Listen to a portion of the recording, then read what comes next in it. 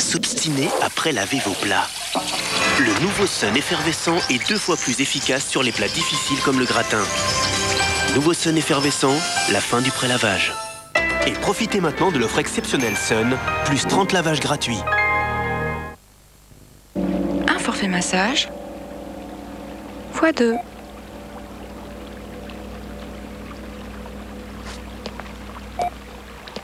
On ne devrait jamais payer plus que ce qu'on doit. Chez AXA, ceux qui roulent moins payent leur assurance auto moins cher. Vivre confiant, AXA Protection Financière. Palpitations, transpiration, rougeur du visage. Vous faites des bouffées de stress? Prenez Vitzen. Vitzen, une bouffée d'air contre les bouffées de stress.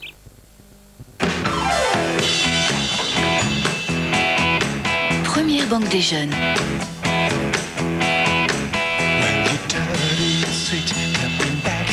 Premier émetteur de carte bleue Visa. Première banque des professionnels de l'immobilier.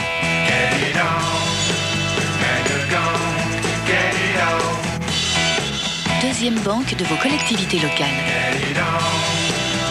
Premier émetteur privé d'obligations. Premier investisseur bancaire privé en capital risque régional. Ça monte. Groupe Caisse d'épargne, un groupe qui monte. La plupart des envies de cigarettes partent en fumée quand vous allez vous coucher. Seul Nicorette propose un patch 16 heures, conçu pour vous aider à vaincre efficacement vos envies de fumer, du réveil jusqu'au coucher. Un patch qui agit quand vous en avez besoin. Nicorette, seul patch 16 heures. Médicament réservé à l'adulte, demandez conseil à votre pharmacien. Oh shit, oh shit. Could you push your button? Could you feel that switch? Could you push your button? Like you're up and itch. Nouvelle Mitsubishi Colt, l'étonnante compacte de Mitsubishi, maintenant disponible en version diesel.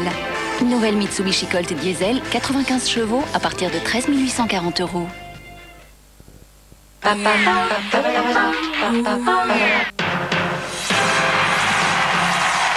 Nous allons découvrir ensemble les 50 plus belles femmes du monde. Blonde ou brune? Je serais plutôt brune déjà.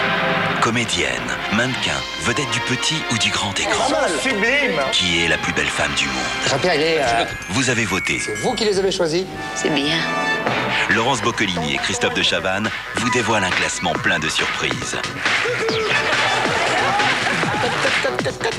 Je vais embrasser Geneviève sur la bouche avant la fin de la mission, je vous le dis tout de suite. La plus belle femme du monde, mardi à 20h50 sur TF1. Retrouvez la beauté et l'élégance de la plus belle femme du monde avec Franck Provost. C'est comment ton nom? Sissi. Ah ben moi c'est Coco, puis elle c'est Juju. Elle était faite pour se rencontrer. Mais quel enfoiré! Qu'est-ce qu'on leur a fait au mec? C'est peut-être la chaleur. Question mec, c'est pas le pied, hein. C'est mademoiselle Juliette Lelong, son unique héritière. Et qu'est-ce qu'il me dit, le crapaud? Non, le notaire a rien voulu savoir. Les compresses. Ça va pas, non? Qu'est-ce qui se passe? Qu'est-ce qu'elle a, la nièce, là? Pour qu'elle se prend? Moi, je suis pas une voleuse. Ça va pas, la tête? Je crois à tout bien faire et puis je fais tout de travers. Vous êtes 3 là-haut, mais c'est pas possible.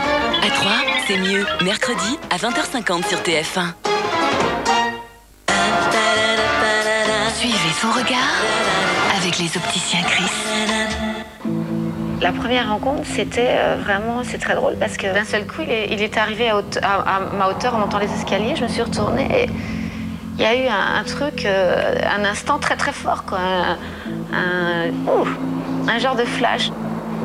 C'est un regard dans lequel on peut se sentir rassuré, valorisé, ou c'est un regard qui peut être coléreux. C'est quelqu'un qui peut être, quand il est coléreux, quand un truc ne lui plaît pas, il est terrible. C'est vraiment ce qu'on appelle les regards noirs, furibonds et terribles. Puis moi, j'adore quand il rit aux éclats. C'est surtout là où les yeux se dilatent. Je sais pas, mais c'est gay. Il pleure, quoi. Il pleure. J'ai rarement vu quelqu'un pleurer aux éclats. Et je trouve ça trop doux, quoi, trop tendre.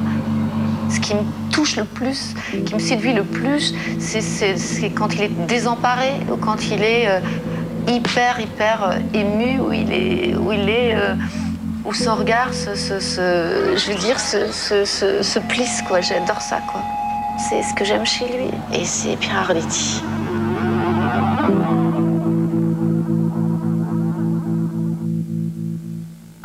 C'était Suivez son regard avec les opticiens Chris.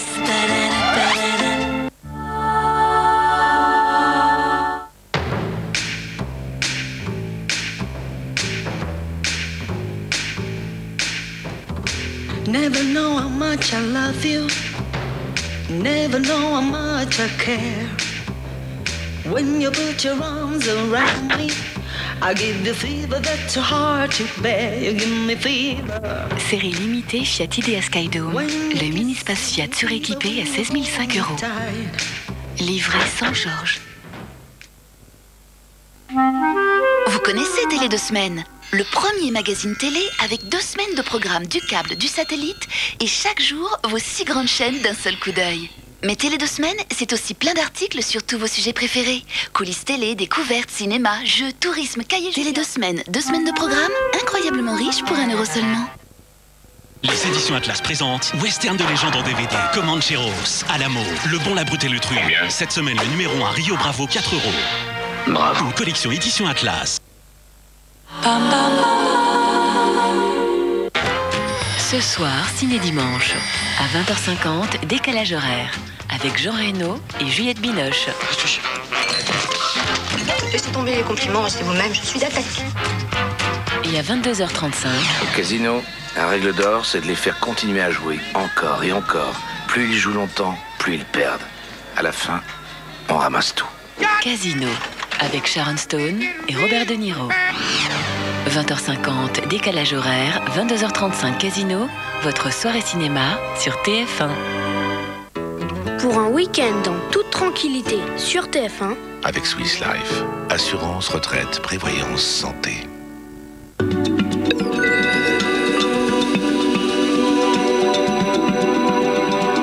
Bonsoir. Et bien après ce week-end d'automne gris et frais, la semaine qui arrive va être plus ou moins identique, c'est-à-dire avec un temps gris et des températures fraîches, voire plus fraîches que ce qu'on a connu. On va certainement passer en dessous des moyennes saisonnières. En fait, regardez, il n'y a pas de jaloux en Europe puisque seule l'Espagne a quelques rayons de soleil, peut-être également le nord de l'Italie, mais quand même on a une belle plaque de grisaille qui s'est installée sur l'ensemble de l'Europe. Alors c'est très simple ce qui se passe. En fait, on a un anticyclone, vous le savez maintenant, mais qui est très mal placé. Il est juste sur le proche Atlantique. Résultat, les nuages le contournent par le nord et puis en plus, regardez le sens des flèches, on est dans un flux de nord, donc ces nuages arrivent donc du nord et surtout avec ces nuages arrive de l'air frais. On en parlera dans un instant pour les températures. Regardez déjà au niveau du ciel pour demain, donc la grisaille sera pratiquement partout avec quelques gouttes ici et là, peut-être quelques rayons de soleil quand même sur le sud de la Bretagne demain matin, du soleil qui va percer donc cette grisaille et puis des éclaircies on en aura un petit peu plus également sur le nord-est avec des bancs de brouillard quand même dans les plaines d'Alsace. Le vent va continuer de souffler dans la vallée du Rhône et sur le golfe du Lion, des Pyrénées-Orientales jusqu'aux Alpes, quand même un ciel lumineux avec même de belles périodes de soleil et puis un petit peu d'instabilité encore sur la Corse et l'extrême sud-est avec de l'orage et également quelques averses. L'après-midi, les éclaircies à l'est vont gagner du terrain en descendant vers le sud-est et puis la grisaille restera persistante quand même sur une large moitié ouest avec encore possibilité d'avoir quelques bruines et puis on gardera également cette tendance à l'instabilité sur l'extrême sud-est et puis le vent va commencer à se calmer quand même dans le couloir rhodanien. Il en restera sur le delta du Rhône ainsi que sur le golfe du Lion.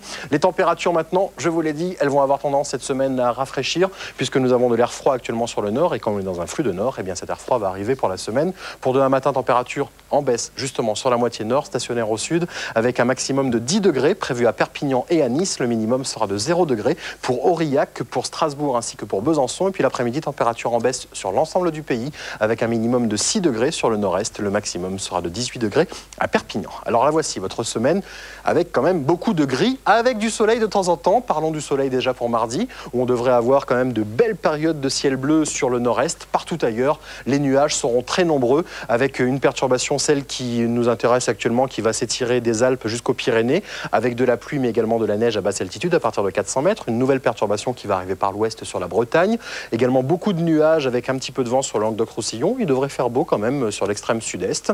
Et puis, ah oui, j'avais oublié, entre les deux perturbations, beaucoup de grisailles. Alors mercredi, on a de l'air froid qui va arriver en altitude, avec autour de cet air froid beaucoup de systèmes. Une perturbation sur les Pyrénées, une autre qui va intéresser toute la moitié ouest, une autre qui va remonter de Méditerranée, et puis enfin quelques nuages qui vont venir d'Allemagne avec de l'air froid, donc attention, il risque d'y avoir certainement de la neige en plaine. Et puis à partir de jeudi jusqu'à dimanche, c'est assez incertain. On sait qu'il y aura des nuages, on sait qu'il y aura des précipitations. Après, à savoir la nature des précipitations et l'altitude de la neige, généralement elle sera à assez basse altitude, et l'intensité des pluies, ça reste à voir avec Evelyne Delia cette semaine. L'indice de confiance est donc de 2 sur 5. Et puis les températures vont être fraîches toute la semaine, en dessous des moyennes saisonnières. Je vous souhaite de passer une excellente soirée sur TF1. Dans un instant, le journal de Claire Chazal. À tout à l'heure.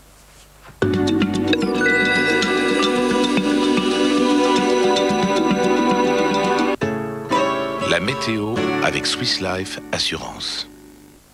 Depuis qu'il travaille dans cette entreprise, Luc a fumé 75 432 cigarettes dans ce bureau. 14 757 à la cafétéria. 52 858 dans cette salle de réunion. 7 353 dans l'ascenseur. 6 432 à la photocopieuse. Au total, Luc a fumé 156 832 cigarettes. C'est beaucoup. Surtout pour un non-fumeur.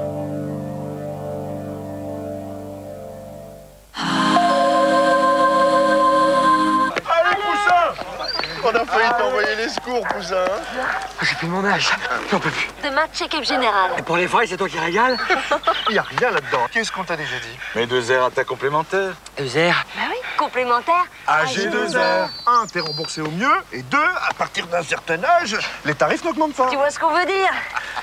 Oui, mais même si je vis, c'est pas gagné. Allez, Poussin. Vous faites pas assourdissant, là, hein? L'avenir, c'est mieux avec 2R. Hilo de Saint-Hubert et une alimentation équilibrée, ça m'a aidé à faire baisser mon taux de cholestérol. Voir son cholestérol baisser, ça encourage à continuer. En ce moment, Hilo est 100% remboursé. Britney Spears, le best-of, sorti lundi. Nouveau gel douche énergisant Adidas. Il procure à votre corps une intense sensation d'énergie et de fraîcheur. Gel douche énergisant Adidas, développé avec des athlètes.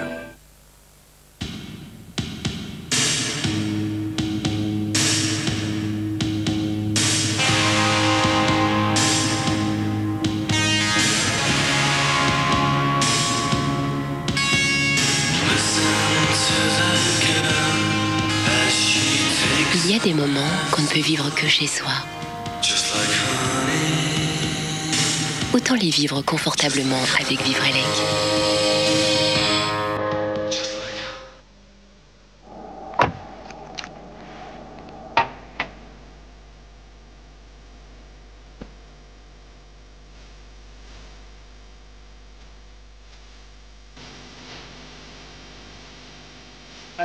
I'll take it wherever you go. I'll take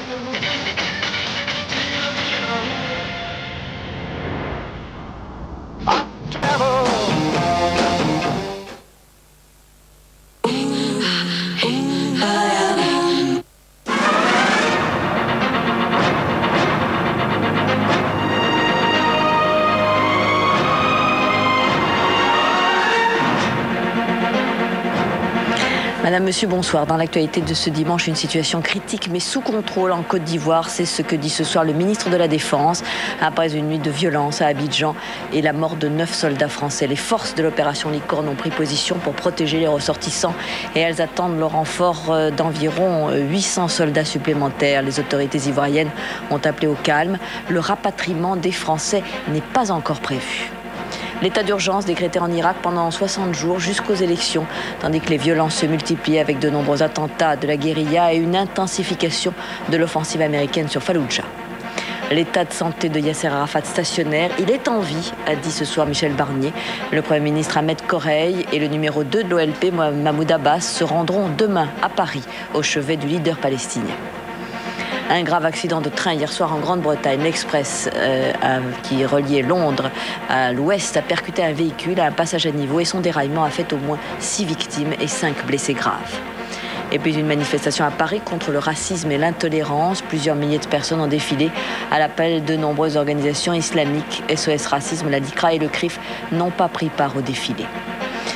Un militant anti-nucléaire mortellement accidenté lors d'une manifestation en Meurthe-et-Moselle. Il s'est engagé sur une voie de chemin de fer et il a eu une jambe sectionnée. Il a succombé à ses blessures.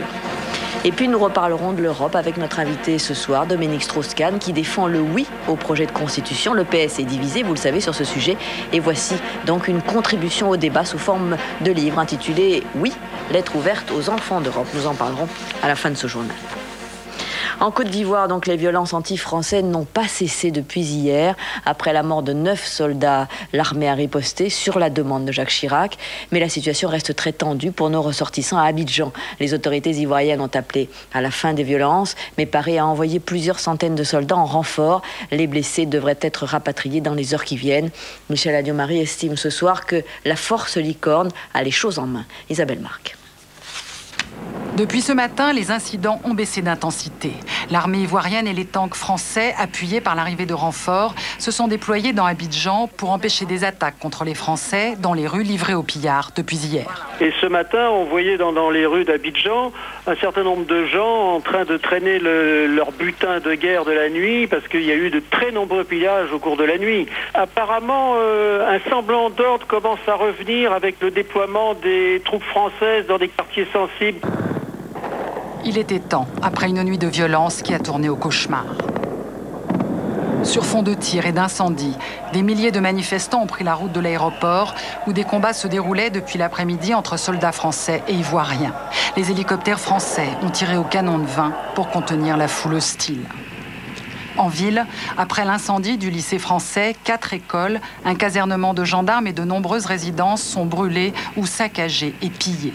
Des Français et des étrangers ont dû être exfiltrés. Les autres sont restés terrés chez eux, en proie à la peur. Les gens sont très angoissés. Certains sont allés passer la nuit chez leurs voisins parce qu'ils avaient peur qu'on vienne les trouver chez eux. Ceux qui sont là depuis longtemps se disent que cette fois, ils sont en situation très dangereuse, très grave. Au matin, les manifestants ont reflué. Il y aurait eu 3 morts dans la nuit et près de 80 blessés admis à l'hôpital de Trècheville. De quoi alimenter pour certains un sentiment anti-français qui ne cesse de monter. Nous sommes vraisemblablement partis pour une guerre qui va être longue, qui va être difficile, un bourbier pour les Français. Ce qui s'est passé aujourd'hui marque un point de rupture. Le Vietnam ne sera rien par rapport à ce que nous allons faire ici. Pourtant, malgré ces menaces, ce soir, le ministre français des Affaires étrangères estime que la situation est sous contrôle. Au moment où nous parlons, nous ne prévoyons pas l'évacuation de nos ressortissants, de nos compatriotes. Nous nous occupons d'eux, nous leur apportons l'aide dont ils ont besoin, la sécurisation avec nos soldats. La France, en tout cas, dispose du soutien de l'ONU qui a condamné l'attaque ivoirienne contre les forces françaises de Bouaké et réfléchit à une résolution qui prévoirait des mesures concernant les 2 camps, y compris un embargo sur les armes. La plupart des soldats français tués hier, donc en Côte d'Ivoire, appartenaient au RICM, le régiment d'infanterie et chars de marine. Aujourd'hui à Poitiers, il était autrefois basé à Vannes. Jean-Pierre Raffarin s'est rendu sur place aujourd'hui et a affirmé que la France défendait l'état de droit en Côte d'Ivoire. Dans la caserne, une cellule d'aide aux familles a été installée et l'émotion est très forte, comme l'ont constaté Jean-Philippe Helm et Emmanuel Sarr. Sur la place d'armes du quartier Lamirault, où est basé le régiment d'infanterie chars de marine, le Premier ministre est venu au nom de la nation se recueillir au pied du drapeau en berne. Avant de rencontrer les familles des victimes, près des 3/4 des morts et des blessés sont issus de ce régiment. Je suis venu dire aux familles l'expression de notre solidarité nationale et dire combien l'ensemble de la nation veut rendre hommage à ces soldats de la paix. Autre moment de recueillement dans la crypte, où ces 19 000 petits points lumineux symbolisent les 19 000 hommes du RICM morts au champ d'honneur depuis sa création en 1914. Et votre mari, c'est rien de grave. Bon, c'est une opération normale, quoi. C'est peut-être une blessure, peut-être que je sais pas. Pour l'instant, on n'a rien de sûr, on n'a rien de. Mais quoi qu'il en soit, il sera évacué sur Paris. En fin de journée, il sera en France. Dès l'annonce du drame hier soir, l'ensemble des effectifs a été rappelé pour mettre en œuvre une cellule de crise, mais surtout accueillir et entourer les familles touchées. Il ne s'agit pas de les accueillir tout de suite et après les laisser toutes seules de leur côté. On continue à les aider. Ça, c'est le rôle de la cellule d'aide aux familles du régiment. Il faut savoir que c'est notre métier. Nous sommes préparés, je dirais, psychologiquement à cet état de fait, mais ça n'enlève pas, bien sûr, l'énorme drame qui vient de se dérouler et notre chagrin à tous. Les militaires du RICM sont très unis. Sur 850 hommes, 450 sont actuellement engagés dans l'opération Licorne. Nous sentions par les diverses sources d'informations que nous avions qu'il y avait quand même une tension réelle et qu'il y avait effectivement un risque majeur. Cela fait 25 ans que l'armée française n'avait pas été frappée par un drame d'une telle ampleur. Un autre régiment a été également touché, le 2e régiment d'infanterie de marine, basé lui près du Mans, qui a perdu 3 de ses hommes dans cette offensive ivoirienne.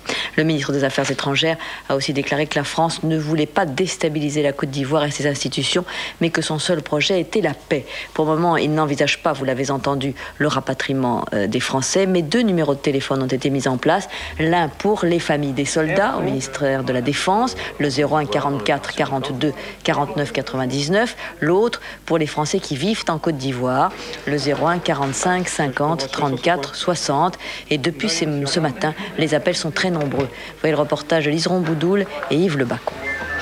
Ne vous dérangez pas d'abord, et puis on est là pour ça. Donc si vous voulez téléphoner d'ici 4 ou 5 heures ou demain, il n'y a aucun problème. 4200 appels depuis hier après-midi. La cellule de crise du Quai d'Orsay répond aux Français qui vivent en Côte d'Ivoire, mais aussi à leurs familles en France. Au bout du fil, l'angoisse est perceptible. Si jamais vous les aviez au bout du fil, on demandait-leur surtout qu'ils ne sortent pas, qu'ils restent bien enfermés, regroupés, et qu'éventuellement ils attendent des consignes. Je pense que s'il est en contact avec des éléments de l'armée française, les gens vont certainement pas l'oublier, je vous rassure. Et je comprends très bien que si les camions sont pleins, on ne peut pas emmener tout le monde d'un coup. Ici, l'on tente de rassurer du mieux que l'on peut les personnes qui se sentent abandonnées.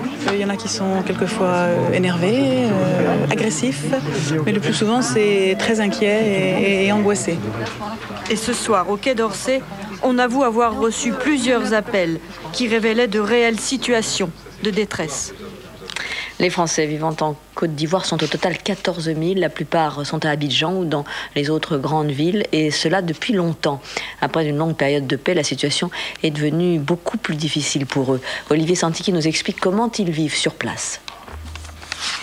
Ils sont pour beaucoup implantés de longue date en Côte d'Ivoire. 60 000 il y a 25 ans, les Français sont encore 14 000 à vivre sur place aujourd'hui, dont 8 000 binationaux. On les trouve dans toutes les villes d'importance, mais surtout à Abidjan, la capitale économique. Depuis 2 ans, ils assistent à l'essor des patriotes, des milices xénophobes nourries par une propagande que le gouvernement français sous-estime, selon de nombreux résidents. On se sent nous aussi quelque part agressés, non pas par les Ivoiriens, mais par notre propre gouvernement. Et les déclarations de Michel Alliot-Marie n'ont pas arrangé les choses. Elle s'est adressée au président Gbagbo comme elle s'adresserait à un préfet français. Ils se sont organisés en îlots, une quinzaine sur Abidjan par exemple. Chaque fois que la rue s'enflamme, un responsable et ses adjoints font circuler les consignes du consulat auprès des riverains. Malgré cette chaîne téléphonique, l'isolement chez soi pendant des jours est très mal vécu. La situation et la volonté de la diplomatie française de faire appliquer les accords de Marcoussis ont rendu les ressortissants là, méfiants même vis-à-vis de l'État français. Leur confiance diminue. Ça fait 2 ans que ça dure. On nous resserre tout le temps au même plat. On nous resserre Marcoussis. Et même les Français, quoi. On est un peu fatigués d'entendre parler de Marcoussis. Trouvons une solution pour sortir de là. Et si ça doit être un peu les grands moyens ou les grandes décisions, c'est pas la peine encore d'attendre 2 ans, quoi. Fréquemment armés, les Français sont soumis aux menaces des patriotes. Des patriotes pas si nombreux, estime-t-il, rappelant que les pillages sont plutôt le fait d'opportunistes que de casseurs politisés et que le peuple ivoirien dans son ensemble reste foncièrement doux et accueillant.